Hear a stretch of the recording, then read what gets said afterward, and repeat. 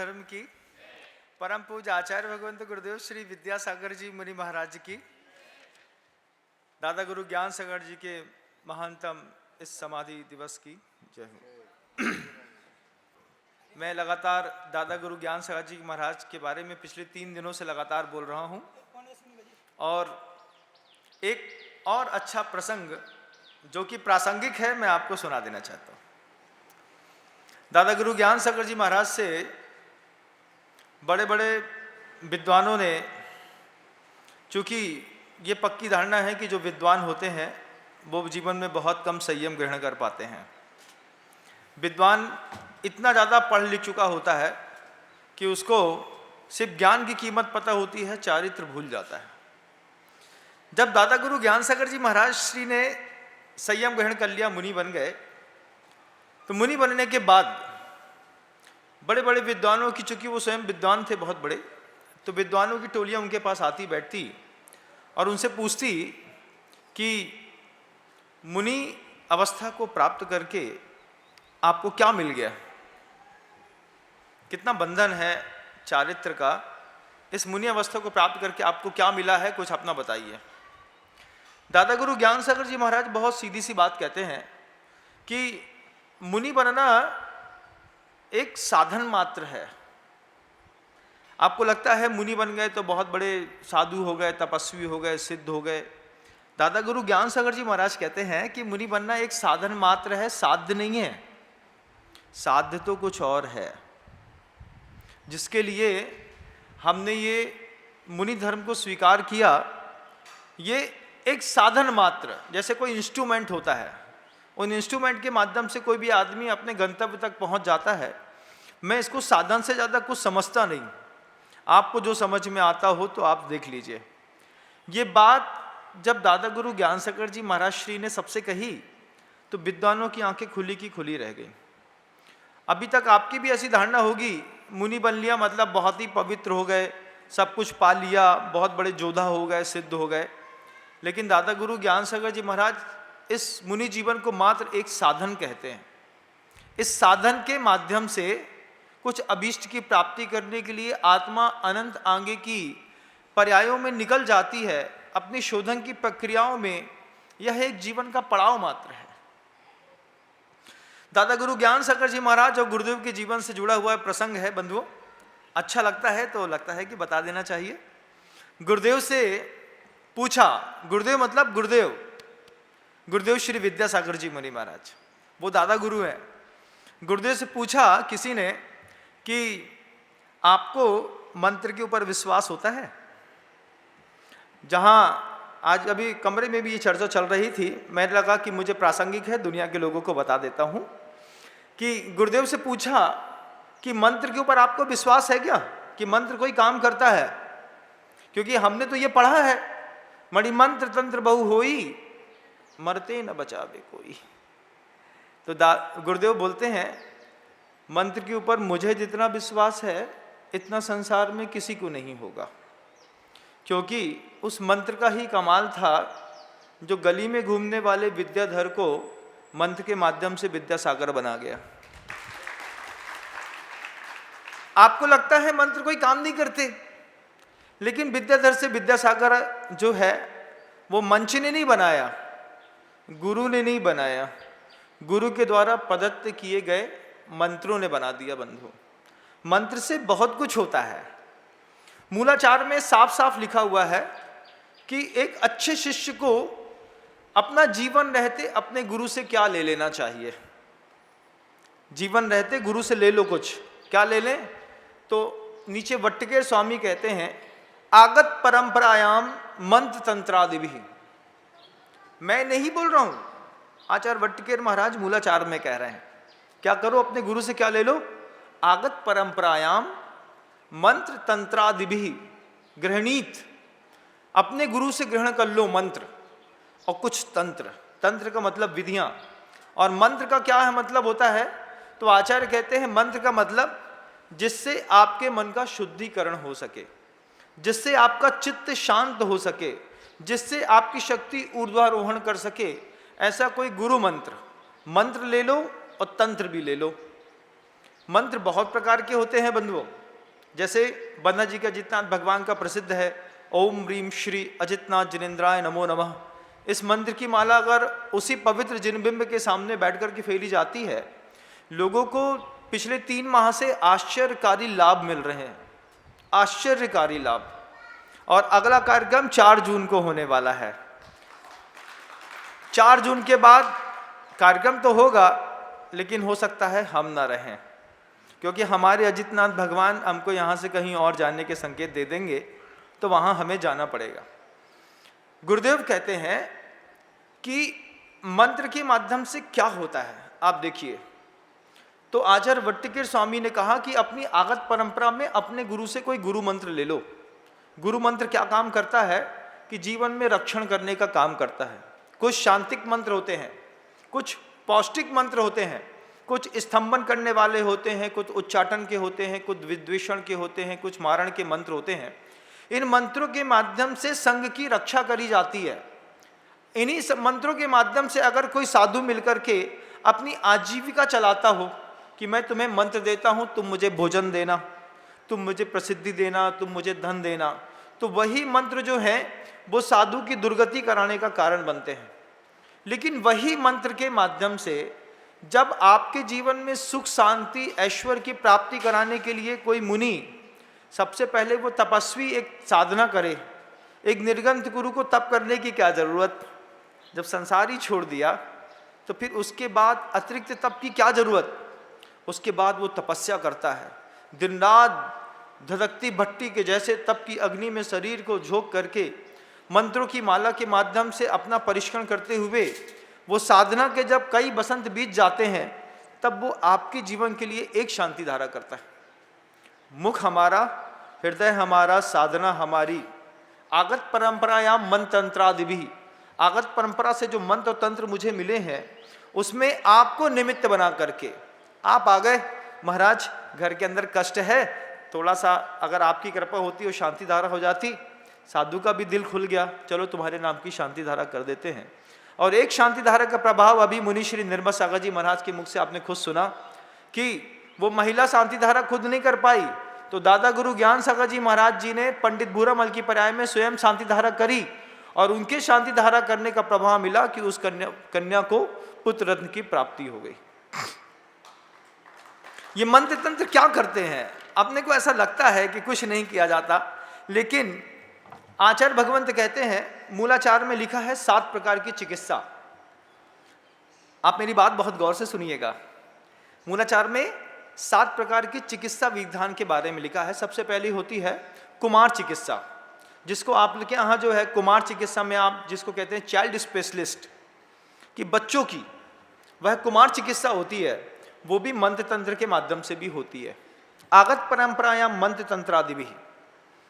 बच्चे की चिकित्सा मंत्र तंत्र से, हाँ यही तो मैं आपको बताने जा रहा हूं कि बच्चे की चिकित्सा मंत्र तंत्र के माध्यम से कुमार चिकित्सा। कुमार चिकित्सा के बाद आचार्य कहते हैं तनुज चिकित्सा होती है। तनुज का मतलब तन में जो उत्पन्न हुआ है, तन से उत्पन्न हुआ जो रोग है वो तनुज होता है। तन जा प्रत्यय जो होता है वो उत्पत्ति अर्थ है। तो जिससे आपके शरीर में कोई रोग पैदा हो गया है उसकी भी चिकित्सा होती है। उसके बाद गुरुदेव कहते हैं रासायन चिकित्सा।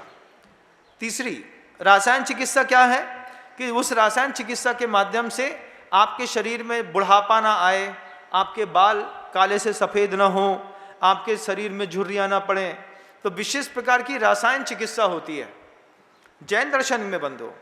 उस रासायन चिकित्सा के बाद आचार्य कहते हैं विष चिकित्सा, कि मान लीजिए आपको कोई ऐसा घातक रोग हो गया और किसी सर्प का या जह बिज्जो मरण न मुव्यादि, आचार्य कुंद भगवान ने बिज्जो पुरुषो मरण न मुव्यादि, कि वैद्यक पुरुष अगर विष भी खा ले तो उसका मरण नहीं होता।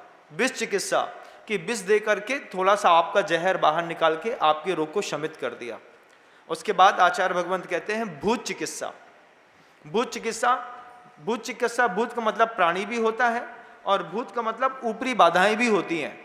तो जब कभी आपके परिवार में किसी लोग को बार बार परेशानी हो रही हो, रात में निद्रा नहीं आ रही हो, या फिर भूख नहीं लग रही हो, या फिर यदवा तदवा प्रवृत्ति कर रहा हो, तो भूत चिकित्सा भी होती है बंधुओं। वो भी कौन करता है? ये सब आचार्य करते हैं, मनुष्य नहीं करता। कैसे करते हैं महाराज? वही तो बोल रहा हूं, आगत परंपरायाम मंत्र तंत्रादि भी। अभी कहा ना मुनिश्री ने, भगवान किसी का भला नहीं करते। बिल्कुल सही बात है, मैं भी ये बात कह रहा हूं कि भगवान कभी किसी का भला नहीं करते। भगवान के भरोसे बिल्कुल मत रहना। अगर भगवान ये सोच करके मंदिर गए कि भगवान भला करेंगे तो धक्के खा करके वापिस आना पड़ेगा। लेकिन ये बात भी बता देता हूं, भगवान तो किसी का भला नहीं करते, लेकिन भगवान की प्रतिमा दुनिया में सबका भला करती है। भगवान तो गए सिद्धालय में बैठ गए, निकम्मा अड्डगुणा किंचुणा चरम दे दो सिद्धा। वो ना धरती में आने वाले ना तुम्हारे सुख दुख से उनको कोई मतलब है। लेकिन भगवान की जो प्रतिमा है जो जिनालय में बैठी है, उसके ऊपर भी क्या किया? उस पाषाण में क्या किया? मंत्र डाल दिए। किसने? कोई गांव में घूमते हुए लड़के ने?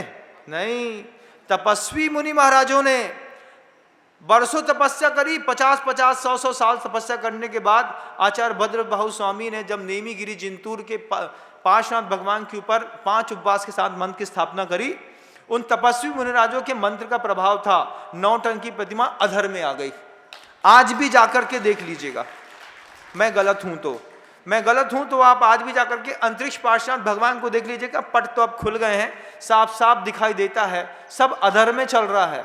जब काम पूरी 9 टन की प्रतिमा को मंत्र के माध्यम से अधर में कर दिया, तो क्या तुम्हारे कर्मों की स्थितियों को बदलने की ताकत अजितनाथ भगवान बंदा जी में नहीं है? क्योंकि उसी मंत्र के माध्यम से भगवान तो कभी किसी का कुछ भला नहीं करते बंधु, बात बिल्कुल सही। लेकिन भगवान की प्रतिमा तुम्हारा हित भी कर सकती है और तुम्हारा अहित भी कर सकती है। अरे बाबा महाराज, अहित भी करती है? हाँ, अहित भी कर सकती है। आयतन के सामने खड़े होकर के अगर दुराभाव रखा तो उसी जिनबिंब के रक्षक देव और उसमें मंत्रित अधिष्ठित शक्तियां आपका अहित भी कर सकती हैं बंधुओं। कई लोगों को देखिएगा, मुझे याद है एक व्यक्ति ने मंदिर के अंदर जाकर के जिनबिंब को खंडित कर दिया। खंडित क्या कर दिया? उसका पूरा परिवार खंडित हो गया बंधुओं। आज भी वो स्मृतियों में जब दृश्य आता है कि कैसे उसने भगवान पार्श्वनाथ की प्रतिमा खंडित करी और खंडित करने के बाद लगातार रोज घटनाएं घटी। एक व्यक्ति ने सुतली से फांसी लगा ली, एक व्यक्ति जल गया, एक व्यक्ति कुएं में कूद गया, एक व्यक्ति को कुछ हो गया, एक व्यक्ति ट्रेन में कट गया। पूरे का पूरा परिवार तहस नहस हो गया। कल तक सब ठीक था, लेकिन प्रतिमा के साथ खिलवाड़ बड़ा परेशान करता है। भूत चिकित्सा के बाद होती है क्षार चिकित्सा। क्षार चिकित्सा क्या होती है? जिसको आप कॉस्मेटिक सर्जरी कहते हैं, कि चेहरा काला पड़ गया है, इसको तेज करना है, तेज मिलाना है, तो उसकी एक चिकित्सा है। उसके साथ साथ और उसके आगे आने वाली जो है शलाकी चिकित्सा। शलाका चिकित्सा क्या होती है? जब मान लीजिए आपकी आंखों से दिखना बंद हो जाता है, तो ये जो मर्म स्थान यहाँ पे बने हुए होते हैं, यहाँ पर सुई को पूरा गर्म करके उसकी नोक से ऊष्मा का प्रवाहित यहाँ पे किया जाता है। थोड़ी थोड़ी सुइयाँ, गरम सुई चुभाई जाती हैं और जिसके माध्यम से यहाँ का पूरा तंतु खुल जाते हैं और आपकी दृष्टि आ जाती है। उसके बाद आती है शल्य चिकित्सा, लास्ट पे, अंत में। मेरी खुद की बनाई नहीं है, मूलाचार में आचार्य वट्टकेर महाराज ने लिखी है। हमारी बात का अगर आपको समाधान चाहिए है तो मूलाचार की पुस्तक खोल के देख लेना, और ये भी देख लेना कि वहाँ पे लिखा है कि नहीं लिखा है कि अच्छे शिष्य को गुरु के रहते क्या कर लेना चाहिए। आगत परंपरायां मंत्र तंत्र आदि भी। अब कमाल देखो क्या होता है इस मंत्र तंत्र का, कि दादा गुरु ज्ञान सागर जी महाराज से गुरुदेव श्री विद्यासागर जी महाराज ने उनके रहते रहते बहुत सारी शक्तियां ले ली। क्योंकि तीर्थंकर के बाद, तीर्थंकर तो आज से 2600 वर्ष पूर्व निर्माण हो गया। तीर्थंकर के बाद पिछले 2000 सालों से अगर किसी ने धर्म के शासन की रक्षा करी है तो तीर्थंकरों ने नहीं करी बंधुओं। ये सदी के महानतम बड़े बड़े आचार्यों की जवाबदारी रही है कि बड़े बड़े आचार्यों के माध्यम से पिछले 2000 सालों से धर्म की रक्षा हुई, धर्म का लेखन हुआ, धर्म का प्रचार हुआ और धर्म की संस्थापना हुई। ये सब काम बड़े बड़े आचार्यों ने किया। वो बड़े बड़े आचार्य सामान्य पुरुष नहीं थे, महान तपस्वी लोग थे जिनके पास जिनागम का पूरा सार होने के साथ साथ मंत्रों की वो अभूतपूर्व शक्तियां थीं कि वो अपने पूरे संघ को सुरक्षित रखते थे। आगत परंपरायाम मंत्र तंत्र आदि भी।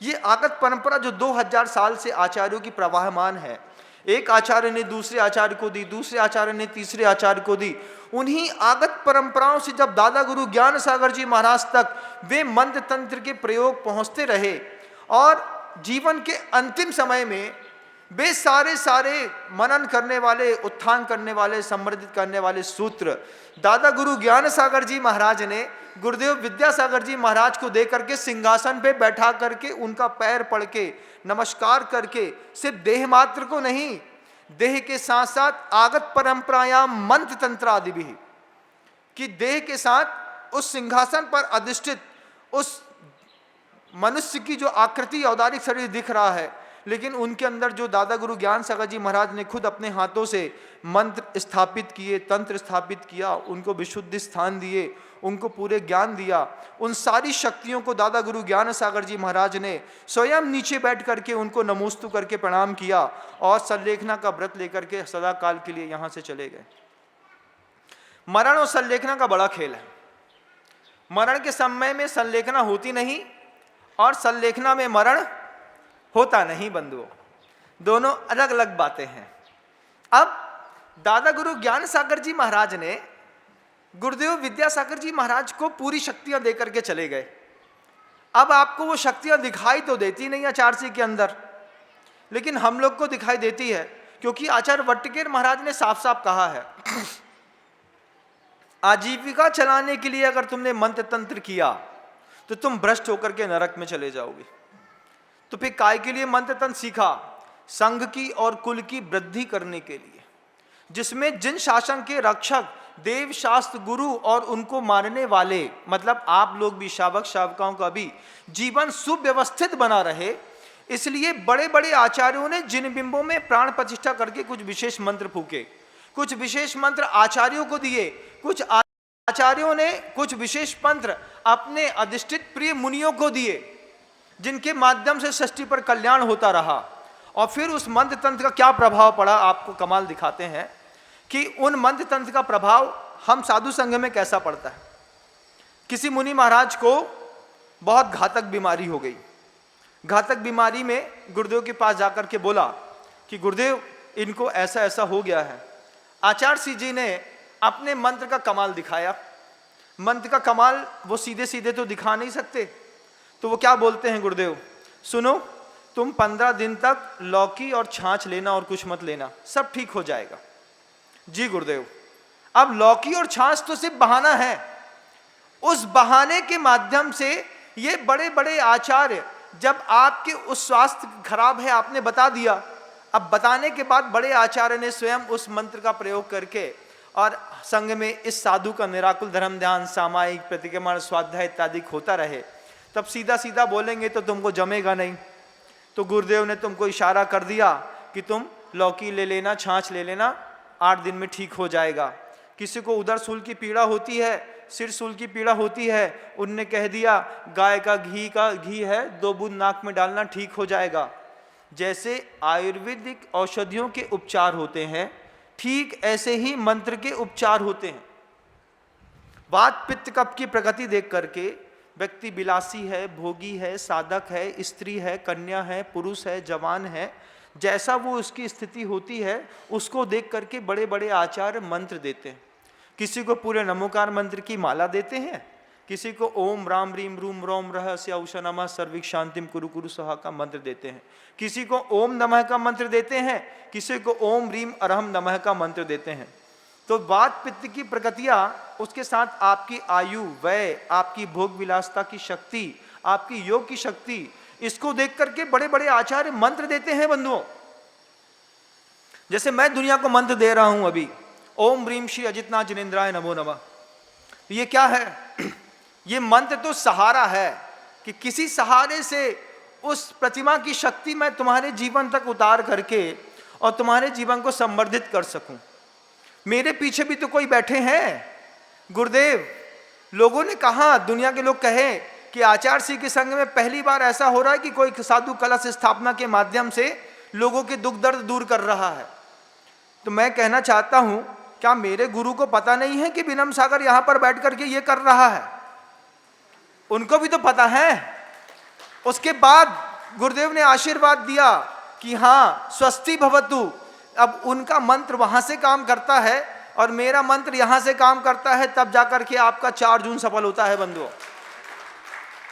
ये आगत परंपरायाम मंत्र तंत्रादि भी दादा गुरु ज्ञान सागर जी महाराज के समाधि दिवस पर मैं बताना चाहता हूं कि साधुओं की शक्तियां बड़ी अभूतपूर्व हुआ करती हैं। और साथ ही साथ जब साधु, उसमें भी गुरुदेव का साधु आवाहन करे, तो जीवन के अपने कीमती समय को निकाल करके आप 4 जून को बंधा जी आएंगे, ऐसा मैं मानता हूं। दादा गुरु ज्ञान सागर जी महाराज के समाधि दिवस पर मैं उनके चरणों में बारंबार नमस्कार करता हूं। वो जहां भी होंगे वो इस चीज़ को देखते होंगे कि आगत परंपरायाम मंत्र तंत्रादि भी शब्द को मैंने जैसे विद्यासागर जी महाराज को दिया, वैसे ही विद्यासागर जी महाराज ने पूरे के पूरे विश्व को गुरुकुल बना करके धर दिया। आज 550 से ज्यादा ब्रह्मचारिणी बहनें प्रतिभा मंडल में, आज 125 से ज्यादा मुनि महाराज इस षष्ठी पे, आज 150 180 से ऊपर आरिकाएं लोगों के घरों में गांव-गांव में जाकर के जो धर्म का प्रवाह कर रही हैं। या क्या किसी सामान्य व्यक्ति के मन की बात या क्रिया की बात है? लोग बोलते हैं महाराज मुनि बनने के लिए बहुत ताकत चाहिए, बहुत विशुद्धि चाहिए, बहुत मेहनत करनी पड़ती है। मैं उनसे कहना चाहता हूं मुनि बनने के लिए कम मेहनत करनी पड़ती है, मुनि बनाने के लिए आचार्यों को कितनी मेहनत करनी पड़ती है। एक व्यक्ति गया, ब्रह्मचर्य व्रत ले लिया, जाकर के वेदी पर बैठ गया, उसको दीक्षा मिल गई। इतना सामान्य नहीं है मुनि बनना। मुनि बनना फिर भी कम मेहनत का काम है, लेकिन मुनि बनाने के लिए आचार्यों को कितनी विशुद्धि बढ़ानी पड़ती होगी। जब आपने सुना कि आचार्य श्री जी ने 25 मुनि दीक्षा दी तिलवारा घाट में, फिर 24 मुनि दीक्षा दी रामटेक में, फिर 10 मुनि दीक्षा दी ललितपुर में, कभी मुक्तागिरी में, कभी सम्मेद शिखर जी में, कहीं कहीं पर आपने देखा कि एक महानतम आचार्य है 25 दीक्षा दे दी। 25 लोगों की क्या विशुद्धि मारती है जब कपड़ा शरीर से फेंकते हैं, वो तो जिनने फेंके हैं वो जानते हैं। लेकिन ये देखिएगा कि 25 साधकों का ब्रह्मचर्य सुरक्षित रहे, 25 साधकों का सत्य महाव्रत पलता रहे, इनके व्रत पलते रहे, इनकी संलेखना हो जाए, इनसे अहिंसा महाव्रत पलते रहे। उन आचार्यों को 25 दीक्षाएं देने के पहले कितनी साधना करनी पड़ती होगी। वे आचार्य रात रात भर जागते हैं, कितने सारे अन्न का, औषधियों का त्याग कर देते हैं, कितनी कठोरतम साधना करते हैं, कितने मंत्र का जाप करते हैं, कितनी बार देवताओं के सामने जा करके स्वयं पूछते हैं कब क्या कैसा मुहूर्त सही होगा। और जब उनके अंदर पूरा विश्वास आ जाता है, जब उनकी विशुद्धि 25 साधकों की विशुद्धि से उच्चतम स्तर पर जाती होगी, तब जाकर के वो किसी मुनि को दीक्षित करते हैं, जो धरती पर आचार्य श्री का कृपा पात्र माना जाता है। हमने कोई खाक मेहनत करी मुनि बनने के लिए? अरे हमारे गुरु ने हमको बनाने के लिए जितनी मेहनत करी है, उनके गुरु के बारे में सोचना चाहिए। और उनके गुरु ने भी उनको बनाने के लिए कितनी मेहनत करी होगी। आगत परंपरायाम मंत्र तंत्रादि भी बंधु, बड़े बड़े आचार्यों की क्या कृपा रही। 2000 वर्ष पहले, 2500 वर्ष पहले तीर्थंकर इस सृष्टि को छोड़ करके चले गए। उसके बाद बागडोर है किसके हाथों में? और सद आचार्य है कितने इस सृष्टि पर? संख्या में तो 50, 55, 60 हो भी सकते हैं, लेकिन ऐसी कौन सी मनुष्य की देह है जिसको देखने पर आपको भी लगता है आचार्य तो जे ही हैं भैया, नाम भले कोई के सामने आचार्य को लगा दो, लेकिन जब आप उनकी देह को देखते हैं, बोले कितने सारे आचार्य श्री हैं, लेकिन इनको देख के लगा थे बस जे ही आचार्य श्री आए, बे ही आचार्य श्री विद्यासागर जी महाराज बंधुओं। उनको बनाने वाले गुरुदेव दादा गुरु ज्ञान सागर जी महाराज आज इस सृष्टि पर नहीं है, लेकिन उनकी बनाई कलाकृति ने जिस तरीके से इस सृष्टि में धर्म की ध्वजा संभाल के रखी है। और वही आचार्य थे जिन्होंने बताया कि कुंडलपुर के बड़े बाबा दुनिया के सर्वोपरि सर्वहारी समृद्ध जिनबिंब है। वही आचार्य भगवंत गुरुदेव विद्यासागर जी महाराज ने बताया कि जिंदगी में जैन हो और बंधा जी के अजितनाथ भगवान के दर्शन न करे तो उसकी यात्रा जैनत्व की अधूरी है बंधुओं। दुनिया में कोई भी बच्चा पैदा हुआ है, कोई भी बूढ़ा है, उसको मृत्यु से पहले अजितनाथ भगवान बंधा जी टीकमगढ़ क्षेत्र के पास एक बार जरूर आना पड़ेगा, क्योंकि महिमा मैंने नहीं मेरे गुरु ने बताई है। मैं तो सिर्फ गवैया हूँ, थोड़ा थोड़ा गा गा के बताता हूँ कि मेरे गुरु ऐसा बोलते हैं, मेरे गुरु ऐसा बोलते हैं, मेरे गुरु ऐसा बोलते हैं। धन्य है बड़े बड़े आचार्यों का सानिध्य मिल जाना, धन्य है बड़े बड़े आचार्यों की कृपा पात्र जिन प्रतिमाओं के दर्शन पूजन अभिषेक कर लेना। धन्य है उनकी बताई व्यवस्था में अपने जीवन को गुजार देना।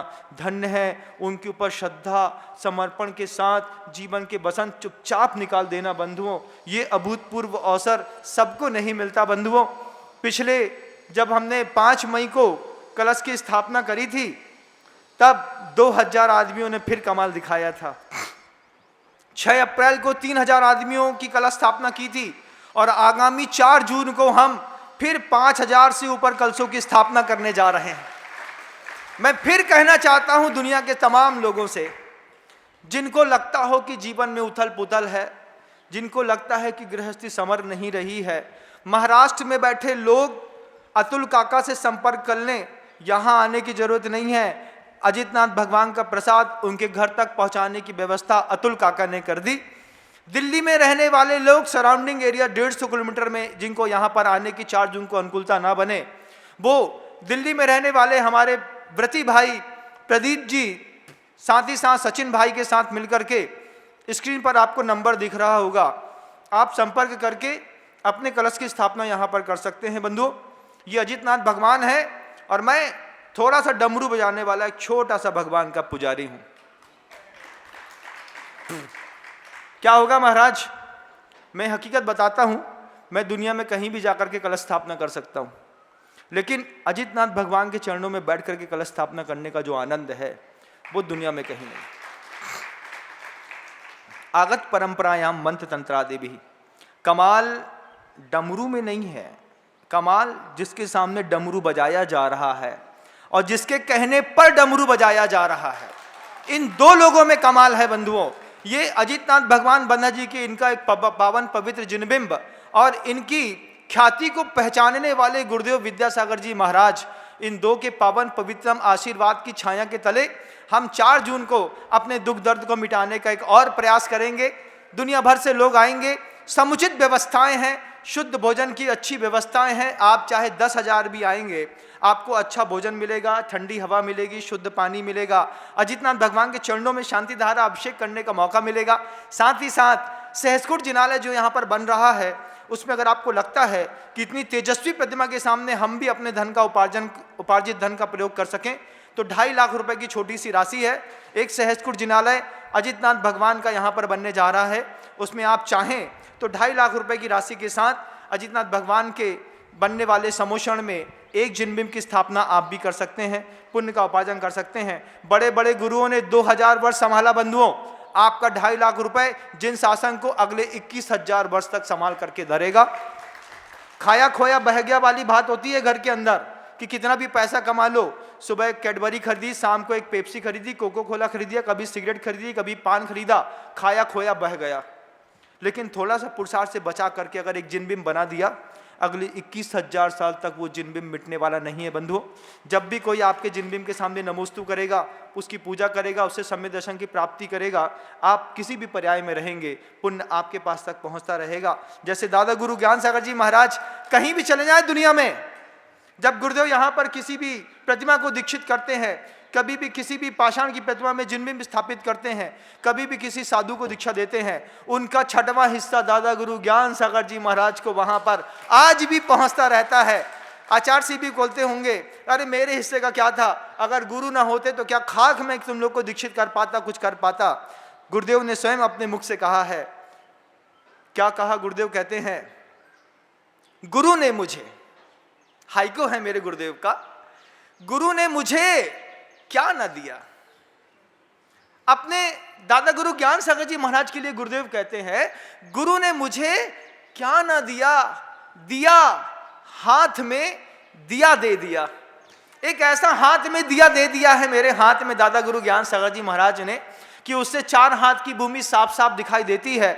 खुद चलता हूँ, औरों को पीछे से आने के लिए संकेत करता रहता हूँ, मेरे पीछे पीछे और भी लोग आते रहते हैं। उन्हीं पीछे पीछे चलते चलते हम कब पीछे वाले हो जाएं और कब सिद्ध पर्याय को प्राप्त कर जाएं, ये सब महानतम आचार्यों की कृपा प्रसाद है। बंधुओं, ये महानतम आचार्य कल भी जीवंत थे, आज भी जीवंत हैं और आगे आने वाले 21,000 वर्ष तक जीवंत रहेंगे।